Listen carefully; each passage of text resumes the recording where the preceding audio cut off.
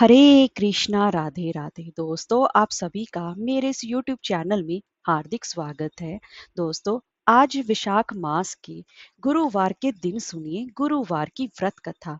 आज के दिन भगवान विष्णु जी के साथ साथ बृहस्पति देव की भी पूजा उपासना की जाती है और इसके साथ विष्णु जी और केले के पौधे या पेड़ का भी पूजन उपासना की जाती है। केले के पेड़ को भी सींचा जाता है और व्रत करने के साथ साथ व्रत कथा भी सुनने का विधान है। तो चलिए व्रत कथा प्रारंभ करते हैं। प्राचीन काल में एक बड़ा ही प्रतापी और दानी राजा राज्य करता था। वह स्वभाव से बहुत ही ज्यादा दानी और दयालु था। हमेशा धर्म कर्म के मार्ग में ही चलता था। लेकिन ये सब बात उसकी रानी को बिल्कुल भी अच्छी नहीं लगती थी। ना वह व्रत करती, ना ही दान धर्म। वह राजा को भी ऐसा करने से हमेशा ही मना किया करती थी। एक बार राजा शिकार खेलने वन को गए हुए थे। रानी और दासी घर पर अकेली थी। तब बृहस्पति भगवान राजा के दरवाजे पर साधु के वेश में भिक्षा मांगने आए। तो रानी कहने लगी कि हे साधु महाराज, मैं तो इस दान और पुण्य से तंग आ गई हूँ। आप मुझे कोई ऐसा कोई उपाय बताइए जिससे कि ये सारा धन नष्ट हो जाए और मैं आराम से रह सकूं। मेरे पास करने को कोई कार्य ना हो। रानी की बात सुनकर साधु महाराज बोले कि हे रानी, तुम तो बड़ी ही विचित्र हो। संतान और धन से भी कोई दुखी होता है। अगर तुम्हारे पास धन अधिक है तो तुम इसे शुभ कार्यों में खर्च करो। लेकिन साधु की बात सुनकर रानी खुश नहीं हुई और कहने लगी, मुझे ऐसे धन की कोई आवश्यकता नहीं है जिसे संभालने में मेरा सारा समय खत्म हो जाए। रानी की बात सुनकर साधु की वेश में बृहस्पति भगवान बोले, यदि तुम्हारी ऐसी इच्छा है तो मैं तुम्हें जैसा बताता हूँ तुम वैसा ही करना। 7 गुरुवार तक इन कार्यों को करना, जैसे कि घर को गोबर से लीपना, कपड़ा धोबी के यहाँ धुलने डालना, भोजन में मांस मदिरा का सेवन करना। इससे तुम्हारा धन संपत्ति नष्ट हो जाएगा और तुम आराम से रह सकोगी। इतना कहकर साधु महाराज चले गए। साधु की कही बातों के अनुसार करते हुए केवल 3 गुरुवार ही बीते थे कि उनकी समस्त धन संपदा नष्ट हो गई, जिसके बाद भोजन के लिए राजा का परिवार तरसने लगा। गरीबी को देखते हुए एक दिन राजा रानी से कहता है कि मैं प्रदेश को जाता हूँ, क्योंकि यहाँ मुझे सभी जानते हैं, इसलिए मैं यहाँ कोई छोटा कार्य नहीं कर सकता। ऐसा कहकर राजा प्रदेश चले गए। प्रदेश में जाकर राजा जंगल से लकड़ी काट कर लाता और उसे बेचकर जीवन यापन करने लगा। इधर राजा के बिना रानी और दासी भी दुखी रहने लगी। एक समय ऐसा आया जब 7 दिन रानी और दासी को बिना भोजन के ही रहना पड़ा। तब रानी ने अपनी दासी से कहा कि यहाँ पासी के नगर में उसकी बहन रहती है। वह बहुत ही ज्यादा धनवान है, तो उसके पास जा और खाने के लिए कुछ लेकर आ, ताकि थोड़ी बहुत गुजर बसर हो जाए। दासी रानी की बहन के पास गई। उस दिन गुरुवार था और रानी की बहन उस वक्त गुरु बृहस्पति भगवान की व्रत कथा सुन रही थी। जब दासी रानी की बहन के पास गई और अपनी रानी का संदेश दिया, तब रानी की बहन ने कोई भी उत्तर नहीं दिया। तो दासी बहुत ज्यादा दुखी हुई और उसे क्रोध भी आया। दासी ने रानी को सारी बात बताई। तब दासी की बात सुनकर रानी ने अपने भाग्य को कोसा। उधर रानी की बहन ने सोचा कि मेरी बहन की दासी आई थी, लेकिन मैं उससे नहीं बोली। कथा सुनकर और पूजन समाप्त कर रानी की बहन अपनी बहन के घर आई और कहने लगी, मैं गुरुवार का व्रत कर रही थी। जब तुम्हारी दासी गई तब मैं कथा सुन रही थी। जब तक कथा होती है तब तक ना ही उठते हैं और ना ही बोलते हैं, इसलिए मैं नहीं बोली। कहो दासी क्यों आई थी? तब रानी बोली कि तुमसे तो कुछ छुपा नहीं है, हमारे घर खाने को अनाज नहीं है। ऐसा कहते कहते रानी की आंखें भर आई और उसने अपनी सभी बातें रानी को बता दी। और रानी की बहन ने बोला कि बृहस्पति भगवान सबको सबकी मनोकामना को पूर्ण करते हैं, देखो शायद तुम्हारे घर अनाज रखा हो। बहन की बात सुनकर रानी को विश्वास नहीं हुआ। बहन के आग्रह से रानी ने अपनी दासी को रसोई में भेजा, तो उन्हें सचमुच एक अनाज से भरा घड़ा मिल गया। ये देख दासी को बहुत ही ज्यादा हैरानी हुई। उसने रानी को सब बता दिया और कहा कि जब हमको अनाज नहीं मिलता है तो हम व्रत ही तो करते हैं, क्यों ना इनसे व्रत और कथा की विधि पूछ ली जाए, ताकि हम भी गुरुवार का व्रत कथा करें। तब रानी की बहन अपनी बहन से बृहस्पति के बारे में व्रत के बारे में पूछा। तब रानी की बहन ने बताया कि बृहस्पतिवार के व्रत में चने की दाल और मुनक्का से केले की जड़ में पूजन करें, दीपक जलाएं, व्रत कथा सुने। ऐ व्रत के दौरान पीला भोजन ही करें, जिससे कि भगवान प्रसन्न होते हैं और मनोकामना पूर्ण करते हैं। व्रत और कथा की पूजन विधि बताकर रानी की बहन अपने घर लौट गई। एक सप्ताह बाद जब गुरुवार का दिन आया तो रानी और दासी ने व्रत रखा। दासी गुड़साल में जाकर व्रत का सामान लेकर आई और फिर केले की जड़ व विष्णु भगवान की पूजन कर कथा सुनी। दोनों ने व्रत तो कर लिया, अब पीला भोजन कहाँ से आए? दोनों बहुत ही ज्यादा दुखी हुए, लेकिन उन्होंने व्रत किया था इसलिए गुरु भगवान खुश थे। वे एक साधारण व्यक्ति के रूप में 2 थालों में सुंदर पीला भोजन लेकर आए और दासी को देकर बोले, ये भोजन तुम्हारे लिए और तुम्हारी रानी के लिए है, इसे तुम दोनों ग्रहण करना। ऐसे ही रानी और दासी गुरुवार का व्रत और पूजन करने लगी।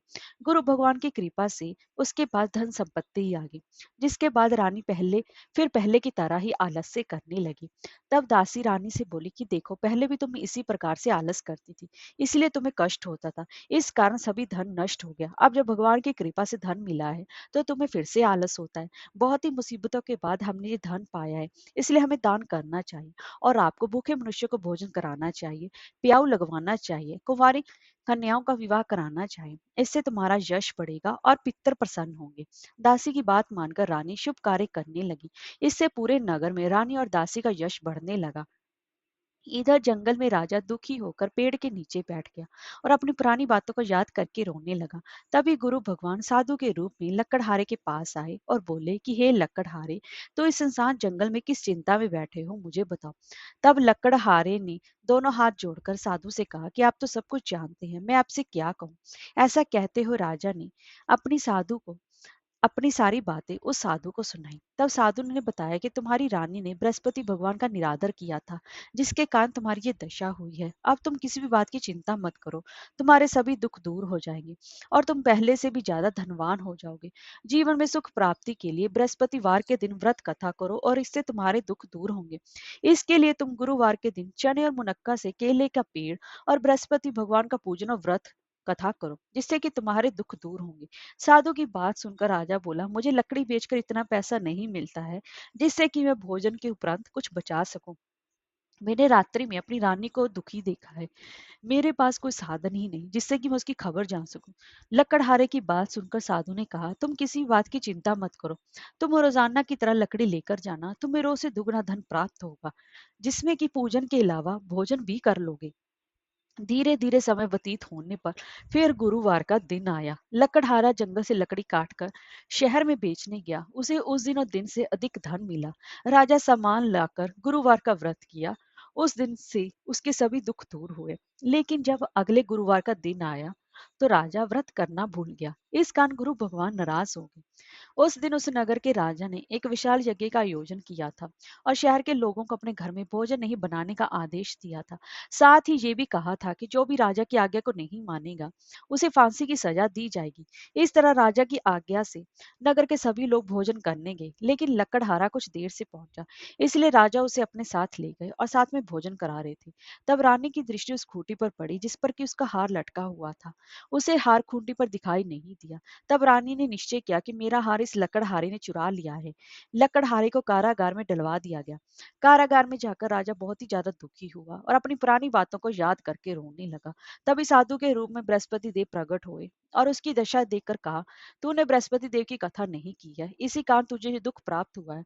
अब किसी प्रकार की चिंता मत कर, गुरुवार के दिन तुझे कारागार के दरवाजे पर 4 पैसे पड़े मिलेंगे, उससे तू बृहस्पतिवार की कथा करना, तेरे सभी कष्ट दूर हो जाएंगे। बृहस्पतिवार के दिन उसे 4 पैसे मिले। उससे राजा बृहस्पति देव की कथा की।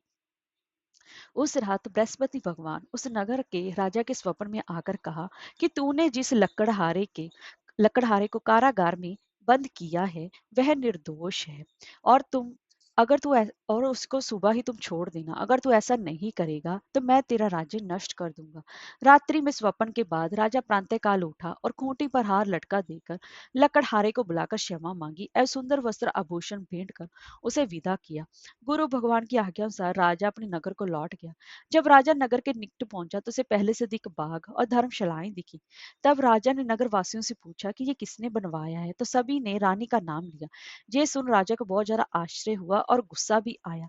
जब रानी ने ये खबर सुनी कि राजा आ रही हैं, तब उसने अपनी दासी से कहा कि दासी देख, राजा हमको कितनी बुरी हालत में छोड़ गए थे। राजा हमारी ऐसी हालत देखकर कहीं लौट ना जाए, इसलिए तू जाकर दरवाजे पर खड़ी हो जा। रानी की आज्ञा अनुसार दासी दरवाजे पर खड़ी हो गई और जब राजा आए तो उन्हें अपने साथ ले आई। तब राजा ने तलवार निकाली और रानी से पूछा कि तुम्हें ये धन कैसे प्राप्त हुआ है। तब रानी ने कहा कि ये सब धन संपत्ति हमें गुरु भगवान की कृपा से प्राप्त हुआ है। रानी की बात सुनकर राजा ने निश्चय किया कि हर दिन गुरु भगवान का व्रत करेंगे और दिन में 3 बार कहानी कहेंगे। अब हर समय राजा के दुपट्टे में चने की दाल बंधी रहती और दिन में 3 बार कहानी कहता। एक रोज राजा ने विचार किया कि चलो अपनी बहन के यहाँ हो आए।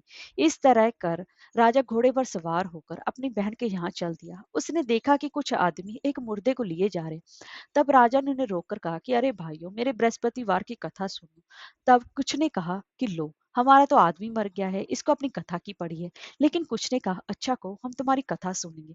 राजा ने दाल निकाली और कथा शुरू की। जब कथा आधी हुई थी मुर्दा हिलने लग गया और जब कथा समाप्त हुई तो राम राम कहते मुर्दा खड़ा हो गया। राजा आगे बढ़ा तो उसे एक किसान खेत में हल चलाता मिला। राजा ने उसे उससे कथा सुनने का आग्रह किया, लेकिन किसान नहीं माना। राजा आगे बढ़ा तो राजा के हटते ही बैल पछाड़ खाकर गिर गए और किसान के पेट में जोर से दर्द होने लगा।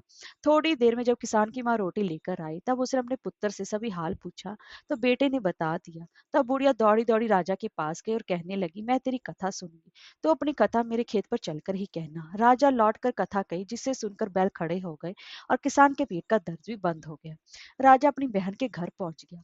बहन के भाई की खूब मेहमानी की। दूसरे रोज जब राजा जगा तो वह देखने लगा कि सब लोग भोजन कर रहे हैं। तब राजा ने अपनी बहन से पूछा कि ऐसा कोई मनुष्य है जिसने भोजन नहीं किया हो। तब बहन बोली कि हे भैया, ये देश ऐसा ही है। पहले यहाँ के लोग भोजन करते हैं, बाद में कोई अन्य काम करते हैं। ऐसा कहकर बहन चली गई और सबसे पूछने लगी कि कोई ऐसा है जिसने भोजन नहीं किया हो। तब वह एक कुमार के घर गई जिसका कि लड़का बीमार था। उसे मालूम हुआ कि वहां किसी ने 3 दिन से भोजन नहीं किया है। रानी ने कुमार से अपने भाई की कथा सुनने के लिए आग्रह किया तो वह तैयार हो गया। राजा जाकर अपनी कथा कही, जिसको सुनकर के उसका लड़का ठीक हो गया। अब तो राजा की प्रशंसा होने लगी। एक दिन राजा ने अपनी बहन से कहा कि बहन, मैं अपने घर जाऊंगा, तुम भी तैयार हो जाओ। राजा की बहन ने अपनी सास से भाई के साथ जाने की आज्ञा मांगी। तब उसकी सास बोली, चली जा, लेकिन अपने लड़के को मत ले जाना, क्योंकि तेरे भाई की कोई भी संतान नहीं है। बहन ने अपने भाई से कहा कि हे भैया, मैं तो चलूंगी, परंतु कोई बालक नहीं जाएगा। तब राजा ने अपनी बहन से कहा, जब कोई बालक नहीं जाएगा तो तुम ही चलकर क्या करोगी। राजा दुखी मन से नगर को लौटा और रानी को सब बता दिया। तब रानी ने कहा, बृहस्पति भगवान ने हमें सब कुछ दिया है तो वह हमें संतान भी अवश्य ही देंगे। उसी रात बृहस्पति देव ने राजा को सपने में कहा कि हे राजा, उठ, सभी सोच त्याग दे, तेरी रानी गर्भवती है। भगवान की बात सुनकर राजा बहुत खुश हुआ। 9वें महीने में रानी के गर्भ से एक सुंदर पुत्र पैदा हुआ। तब राजा रानी से बोला कि हे रानी, स्त्री बिना भोजन के रह सकती है, लेकिन बिना कहे नहीं। इसलिए जब मेरी बहन आई तो तुम उसे कुछ मत कहना। रानी ने हाँ कर दी। और जब राजा की बहन ने ये शुभ समाचार सुना तो बहुत ज्यादा खुश हुई और अपने भाई के यहाँ बधाई लेकर आई। तब रानी बोली, घोड़ा चढ़कर तो नहीं आई, गधा चढ़ी आई। तब राजा की बहन बोली, अब भाभी, अगर मैं इस प्रकार ना कहती तो तुम्हें औलाद कैसे होती। बृहस्पति भगवान ऐसे ही हैं। वो सबकी मनोकामनाएं को पूर्ण करते हैं। जो सद्भावना पूर्वक बृहस्पतिवार का व्रत रखता है, कथा पढ़ता है, सुनता है, दूसरों को सुनाता है, गुरु भगवान उसकी सभी मनोकामनाएं पूर्ण करते हैं। इसीलिए कथा सुनने के बाद प्रसाद लेकर जाना चाहिए और जय भगवान विष्णु जी का जयकारा बोलना चाहिए। बोलिए बृहस्पति भगवान की जय, बोलिए भगवान विष्णु की जय।